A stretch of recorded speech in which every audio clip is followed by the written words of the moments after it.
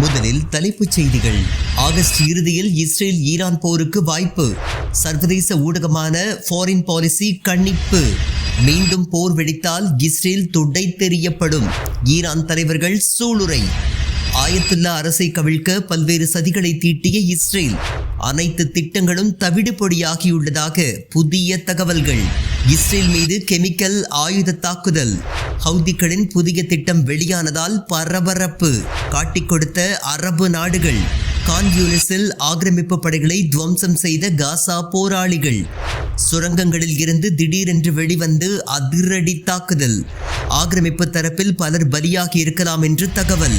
காசாவில் குழந்தைகள் கொல்லப்பட்டதில் தவறில்லை என்று பேசிய இஸ்ரேல் ராணுவ ஜெனரல். ஆடியோவை ஆதாரத்துடன் வெளியிட்ட ஊடகத்தால் பரபரப்பு. 50,000 பொதுமக்கள் கொல்லப்பட்டதும் சரிதான் என்று கூறும் ஆக்கிரமிப்பு ராணுவ ஜெனரல். இனி செய்திகளை விரிவாக பார்க்கலாம். ஆகஸ்ட் இறுதியில் அல்லது செப்டம்பரில் ஈரான் இஸ்ரேல் இடையே இரண்டாவது முறையாக போர் வெடிக்கலாம் என பிரபல சர்வதேச ஊடகமான ஃபாரின் பாலிசி செய்தி வெளியிட்டுள்ளது. அந்த செய்தியில் ஈரானில் ஆட்சி மாற்றத்தை கொண்டு வர வேண்டும் என்ற நோக்கத்தில்தான் ஈரான் மீது இஸ்ரேல் அதிரடி தாக்குதல் நடத்தியது. இதில் ஈரானின் சுமார் 28 மூத்த ராணுவ தளபதிகள், 19 அணு விஞ்ஞானிகள் கொல்லப்பட்டனர். ஈரான் கொடுத்த பதிலடியில் இஸ்ரேலின் வான் பாதுகாப்பு அமைப்புகள் பெரும் பாதிப்புகளை சந்தித்தன. ஈரானின் நவீன ஏவுகணைகளை இஸ்ரேலால் தடுக்க முடியவில்லை. அமெரிக்கா களமிறங்காவிட்டால் இஸ்ரேல் பெரும் பாதிப்புகளை சந்தித்திருக்கும். இந்நிலையில் சிரியா, லெபனானை போல எந்த நேரத்தில் நினைத்தாலும் வான்வழி தாக்குதல் நடத்தும் வகையில் ஈரானையும் பலமிழக்க செய்ய வேண்டும் என்ற கொள்கையை நெத்தன்யாகு வகுத்துள்ளதாகவும், அதேபோல ஆட்சி மாற்றம் ஏற்படுத்த மீண்டும் ஒரு முறை முயற்சிக்க விரும்புவதாகவும் அந்த பத்திரிகை குறிப்பிட்டுள்ளது. எனவே இதற்கான ஏற்பாடுகளில் இஸ்ரேல் தீவிரமாக ஈடுபட்டு வரும் அதே நிலையில் ஈரானும் கடந்த முறையை விட பல மடங்கு கடும் பதிலடி கொடுக்க ரகசிய திட்டத்தை வகுத்துள்ளதாக அந்த ஊடகம் குறிப்பிட்டுள்ளது. இஸ்ரேலின் மொசாத் கடந்த முறை ஈரானுக்குள் மிகப்பெரிய அளவில் ஊடுருவி சதி திட்டத்தை அரங்கேற்றிய நிலையில் தற்போது ஈரான் பெருமளவில் மொசாத்தின் நெட்வொர்க்குகளை அழித்துவிட்டதாகவும், இஸ்ரேல் மீண்டும் ஈரானை பெரிய அளவில் தாக்க முடியுமா என்ற சந்தேகம் நிலவுவதாக அந்த ஊடகம் குறிப்பிட்டுள்ளது. ஈரானின் ஆயத்துல்லா கொமேனி தலைமையிலான ஆட்சியை மாற்றுவது, ஈரானின் அணு ஆயுத திட்டங்களை அழிப்பது, ஈரானின் மிசைல்ஸ் டெக்னாலஜியை ஒழிப்பது, சிரியா, லெபனானை போல ஈரானின் வான் எல்லையை முழுமையாக எதிர்ப்பின்றி மட்டுப்படுத்துவது, ஐரோப்பிய நாடுகளை ஈரானுக்கு எதிராக திருப்பி புதிய தடைகளை விதிக்க வைப்பது என பல்வேறு தரப்பில் இஸ்ரேலுக்கு பல திட்டங்கள் இருக்கும் நிலையில் அதனை நிறைவேற்ற போர் அவசியமாக உள்ளதாக ஃபாரின் பாலிசி கூறியுள்ளது. மறுபக்கம் ஈரானின் வெளியுறவுத்துறை அமைச்சர் அப்பாஸ் அரக்சி இது குறித்து கூறும் போது, இரண்டாவது முறையாக இஸ்ரேல் தாக்குதல் நடத்தினால் தங்களது பதிலடி என்பது இஸ்ரேலுக்கு ஈடு செய்ய முடியாத இழப்புகளை ஏற்படுத்தும் என்று மிரட்டல் விடுத்துள்ளார். இதே தகவலை ஈரானின் அதிபர் மசூத் பெசஸ்கியானும் உறுதிப்படுத்தியுள்ளார். மேலும் ஃபாரின் பாலிசி வெளியிட்டிருக்கும் மற்றொரு முக்கிய தகவலில் இஸ்ரேலின் பெரும் தோல்வியை அம்பலப்படுத்தியுள்ளது. அதாவது கடந்த முறை இஸ்ரேல் நடத்திய தாக்குதலின் முக்கிய நோக்கம் ஆட்சி மாற்றம்தான். ஈரானின் ஆயத்துல்லா அரசு நிர்வாகத்திற்கு எதிராக உள்நாட்டு குழப்பத்தை ஏற்படுத்த இஸ்ரேல் பெரும் முயற்சிகளை எடுத்தது. அதில் ஒரு பகுதியாக ஈரானின் முக்கிய ராணுவ ஜெனரல்களை தொலைபேசியில் தொடர்பு கொண்ட இஸ்ரேலின் மொசாத் உளவாளிகள் ஆயத்துல்லா அரசிற்கு எதிராக செயல்பட வேண்டும் என்றும் பொதுவெளியில் பேச வேண்டும் என்றும், அப்படி செய்தால் புதிதாக அமையவிருக்கும் அரசில் புதிய பதவி உயர்வுகள், பொறுப்புகள் வழங்கப்படும் என்றும் பணம் வழங்கப்படும். அப்படி செய்யாவிட்டால் உங்களை மட்டுமின்றி உங்கள் மனைவி, பெற்றோர்கள், குழந்தைகள் என அனைவரையும் கொன்று விடுவோம். ஏற்கனவே மூத்த அதிகாரிகளை குடும்பத்துடன் கொன்றுள்ளோம், உங்களையும் கொல்வோம் என்று மிரட்டல் விடுத்துள்ளனர்.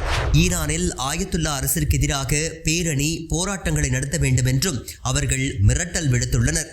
ஆனால் மொசாத் ஏஜென்ட்களின் மிரட்டலுக்கு பயந்து ஈரானின் ஒரு ராணுவ ஜெனரல் கூட ஆயத்துல்லா அரசிற்கு எதிராக செயல்படவில்லை என ஃபாரின் பாலிசி ஊடகம் தெரிவித்துள்ளது.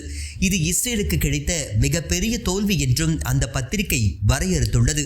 மேலும் ஈரான் பொதுமக்களிடையே ஒரு பிரச்சாரத்தை பரப்ப இஸ்ரேல் முயற்சித்துள்ளது. அதாவது ஈரான் மக்களின் வரிப்பணம் வெளிநாட்டு அமைப்புகளான ஹமாஸ், ஹிஸ்புல்லா, ஏமன் ஹவுதிகளுக்கு வழங்கப்படுவதால் ஈரானின் வளம் வீணடிக்கப்படுவதாக ஒரு கருத்தை ஏற்படுத்த இஸ்ரேல் முயற்சித்துள்ளது. இதற்காக பெரும் பிரச்சாரங்களையும் முன்னெடுத்துள்ளது. அதே நேரம் ஈரான் மீது அமெரிக்காவும் இஸ்ரேலும் நடத்திய திடீர் தாக்குதல்களில் 1000 ஈரான் மக்கள் கொல்லப்பட்டதால் ஈரானியர்களிடையே தேசியவாதத்தை தாண்டி பிராந்திய பாதுகாப்பே முக்கியம் என்ற கருத்துருவாக்கம் ஏற்பட்டுவிட்டதாகவும் முன் எப்போதும் இல்லாத வகையில் அரசியல் கருத்து வேறுபாடுகளை தாண்டி ஓரணியில் திரண்டு இஸ்ரேல் அமெரிக்காவிற்கு எதிராக அவர்கள் திரும்பியதாகவும் அந்த பத்திரிகை கட்டுரையை வெளியிட்டுள்ளது. இஸ்ரேலுக்கு எதிராக கெமிக்கல் ஆயுதங்களை ஏமன் படைகள் பயன்படுத்தவிருந்த தகவல் ஆக்கிரமிப்பாளர்களை அதிர்ச்சியில் ஆழ்த்தியுள்ளது. ஏமனை இதற்கு முன்பு சவுதி, அமீரகம் மற்றும் அமெரிக்க ஆதரவு பெற்ற ஆட்சியாளர்கள் நிர்வாகம் செய்து வந்தனர். அவர்களிடமிருந்து போரிட்டு ஹவுதி படைகள் தலைநகர் சனா உள்ளிட்ட 90% பகுதிகளை கைப்பற்றினர். இருப்பினும் எஞ்சியுள்ள ஏடன் துறைமுகம் உள்ளிட்ட பகுதிகள் இன்னும் அமீரகம், சவுதி, அமெரிக்க ஆதரவாளர்களால் நிர்வாகம் செய்யப்படுகின்றது.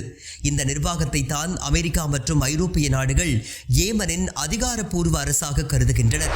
எனினும் ரஷ்யா, சீனா, ஈரான் உள்ளிட்ட பல நாடுகள் ஏமன் ஹவுதி படைகளை நிர்வாக அரசாக அங்கீகரித்துள்ளனர். இந்நிலையில் ஏமனின் எஞ்சிய பகுதிகளில் இருந்து கொண்டு பிரதான ஹவுதி அரசை காட்டிக் கொடுக்கும் வேலைகளில் ஏடன் நிர்வாகம் ஈடுபட்டு வருகின்றது. இந்நிலையில் ஏமன் தலைநகர் சனாவிற்கு ஈரானிலிருந்து அனுப்பப்பட்ட சுமார் 750 டன் ஆயுதங்கள் அமெரிக்க போர்க்கப்பல்கள் உதவியுடன் பறிமுதல் செய்யப்பட்டுள்ளது. இதனை செய்தவர்கள் ஏடனை தலைமையிடமாக கொண்டு செயல்படும் அமெரிக்க ஆதரவு பெற்ற நிர்வாகத்தினர் ஆவர்.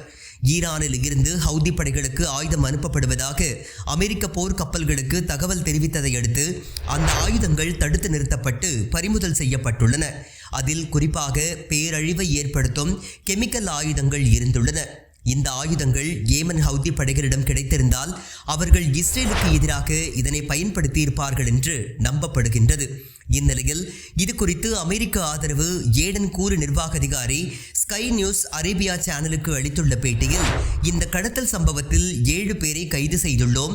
அவர்களில் 4 பேர் ஈரானியர்கள், 2 சோமாலியர், 1 இந்தியர் ஆவர் என்றும் இதற்கு முன்பு அவர்கள் 12 கடத்தல் சம்பவங்களில் ஈடுபட்டு பெரும் ஆயுதங்களை ஹவுதிகளிடம் சேர்த்துள்ளனர்.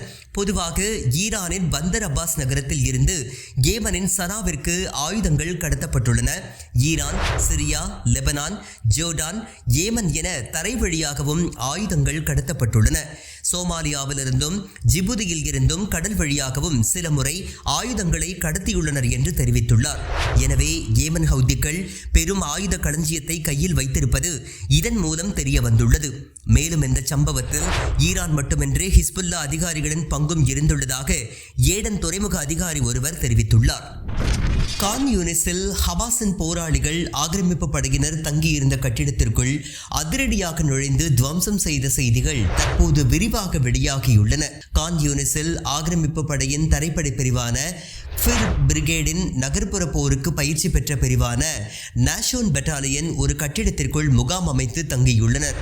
அவர்கள் தங்கியிருந்த இடத்திலிருந்து வெறும் 40 மீட்டர் தொலைவில் சுரங்கம் ஒன்றிலிருந்து 15 ஹமாஸ் போராளிகள் திடீரென்று வெளிவந்துள்ளனர். அவர்கள் 3 பிரிவுகளாக பிரிந்து திடீர் தாக்குதலை நடத்தியதோடு இஸ்ரேலின் இராணுவத்தின் தடுப்புகளை கடந்து கட்டிடத்திற்குள் நுழைந்து அதிரடி தாக்குதலை நடத்தியுள்ளனர்.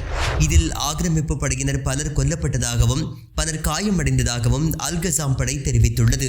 டாங்கிகள் மீது RPG எனப்படும் டாங்கி எதிர்ப்பு ஏவுகணைகளை கொண்டு தாக்கியதாகவும் கையெறி குண்டுகள், மெஷின் கன்கள் மூலம் தாக்குதல் நடத்தியதாகவும் கூறியுள்ளனர். கட்டிடத்திற்குள் புகுந்த போராளிகள் பாயிண்ட் பிளாங்க் ரேஞ்சில் வைத்து ஆக்கிரமிப்பு படைகளை வேட்டையாடியதாக அல்-கசாம் படை தெரிவித்துள்ளது. இந்த நடவடிக்கையில் ஈடுபட்டவர்கள் வீரமரண பிரிவை சேர்ந்தவர்கள் என்றும், இருப்பினும் அவர்கள் திரும்ப வர வேண்டும் என்பதற்காக மற்றொரு பிரிவு போராளிகள் ஆக்கிரமிப்பு படை மீது மோட்டார் தாக்குதலை நடத்தியதாக ஹமாஸ் கூறியுள்ளது. மேலும் உடல்களை மீட்க வந்த ஆக்கிரமிப்பு படையினரை குறிவைத்து தனது உடலில் கட்டியிருந்த குண்டை வெடிக்கச் செய்து தங்களது ஒரு வீரர் தியாகத்தின் உயர்நிலையை அடைந்ததாகவும் அந்த தாக்குதலிலும் ஆக்கிரமிப்பு தரப்பில் கடும் சேதம் ஏற்பட்டதாக அல்-கசாம் படை தெரிவித்துள்ளது. இது குறித்து விளக்கம் அளித்துள்ள ஆக்கிரமிப்பு இராணுவம் தங்களது பாதுகாப்பை வளையத்தை ஹமாஸ் தகர்த்துள்ளதாக ஒப்புக்கொண்டுள்ளது. இது குறித்து விசாரணை நடத்தி வருவதாகவும் இந்த தாக்குதலில் ஹமாஸ் அமைப்பினர் சிலர் கொல்லப்பட்டதாகவும் சிலர் மீண்டும் சுரங்கங்களுக்கு பத்திரமாக தப்பிச் சென்றதாகவும் கூறியுள்ளது. எனினும் இந்த தாக்குதலில் தங்கள் தரப்பில் 3 பேருக்கு காயம் மட்டுமே ஏற்பட்டிருப்பதாகவும் அதில் ஒருவர் கவலைக்கிடமாக உள்ளதாகவும் தெரிவித்துள்ளது. காசாவில் குழந்தைகள் கொல்லப்படுவதில் தவறில்லை, 50,000 பேர் கொல்லப்பட்டது சரிதான் என்று இஸ்ரேல் ராணுவ தளபதி பேசும் ஆடியோ வெளியாகி தற்போது பரபரப்பை ஏற்படுத்தியுள்ளது. இஸ்ரேலின் சேனல் 12 ஆக்கிரமிப்பு ஊடகம் ஆடியோ ஒன்றை தற்போது வெளியிட்டுள்ளது.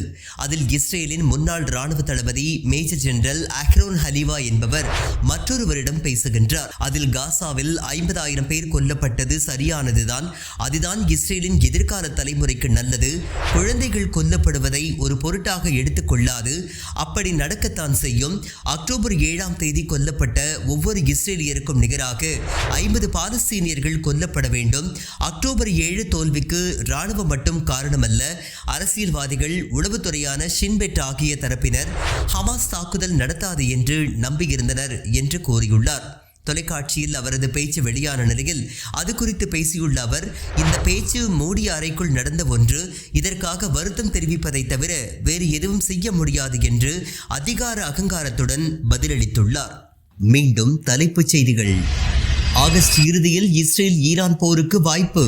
சர்வதேச ஊடகமான ஃபாரின் பாலிசி கணிப்பு. மீண்டும் போர் வெடித்தால் இஸ்ரேல் துடை தெரியப்படும். ஈரான் தலைவர்கள் சூளுரை. ஆயத்துல்லா அரசை கவிழ்க்க பல்வேறு சதிகளை தீட்டிய இஸ்ரேல். அனைத்து திட்டங்களும் தவிடுபொடியாகியுள்ளதாக புதிய தகவல்கள். இஸ்ரேல் மீது கெமிக்கல் ஆயுத தாக்குதல். ஹவுதிகளின் புதிய திட்டம் வெளியானதால் பரபரப்பு. காட்டிக் கொடுத்த அரபு நாடுகள். கான் யூனிஸில் ஆக்கிரமிப்பு படைகளை துவம்சம் செய்த காசா போராளிகள். சுரங்கங்களில் இருந்து திடீரென்று வெளிவந்து அதிரடி தாக்குதல். ஆக்கிரமிப்பு தரப்பில் பலர் பலியாகி இருக்கலாம் என்று தகவல். காசாவில் குழந்தைகள் கொல்லப்பட்டதில் தவறில்லை என்று பேசிய இஸ்ரேல் ராணுவ ஜெனரல். ஆடியோவை ஆதாரத்துடன் வெளியிட்ட ஊடகத்தால் பரபரப்பு. 50,000 பொதுமக்கள் கொல்லப்பட்டதும் சரிதான் என்று கூறும் ஆக்கிரமிப்பு ராணுவ ஜெனரல்.